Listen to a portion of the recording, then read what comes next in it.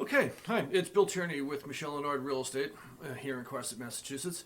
Today I want to talk about my 5 rules for buying a house. These are just things that come up with buyers more often than not. And the first rule, and it's the most important one, there's always another house.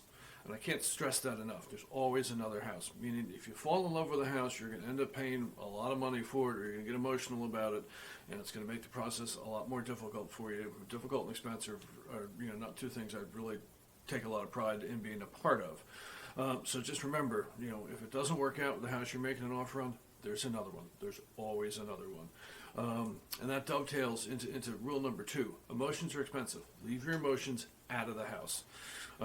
Just remember, it's a business transaction. Don't get emotional about a house because it'll get expensive and expensive pretty quickly. And that also now leads me to my 3rd rule. Sometimes you win by losing. And I know that doesn't make any sense, but sometimes, it's better to let someone else pay through the nose for that house, or, chase a house, or, buy that fixer-upper that's a lot worse than it looks.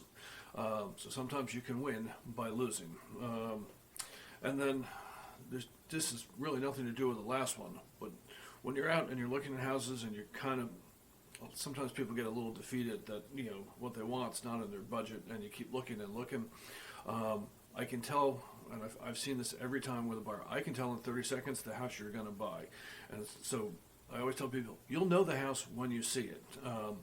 And so that's an important rule. You'll know it when you see it. And you're going to walk into a house and 3 steps in the door, you go, yeah, this is the one. I've seen it. It happens all the time. It'll happen again in 2022 countless times. And then the last thing is, and this is very important when you're dealing with homes, some things you can't fix. You can fix an ugly kitchen by putting a new one in. You can fix ugly bathrooms by putting a new one in. A good coat of paint goes a long way in a house. People that don't stage and repaint their house before they put it on, you're fine to do that. I think your return on investment is better if you don't do that, and then you get the house painted. But some things you can't fix. You can't move the train tracks away from behind the house. You can't reroute the traffic on a busy street. There's just things you can't fix. And so I always say, just because it's cheap, don't get too into it because, one of the reasons it's cheap is there's something you can't fix. So anyway, you've got my 5 rules to live by when you're searching for a home. I hope these are helpful. I find myself saying them a lot, so they come from a lot of experience.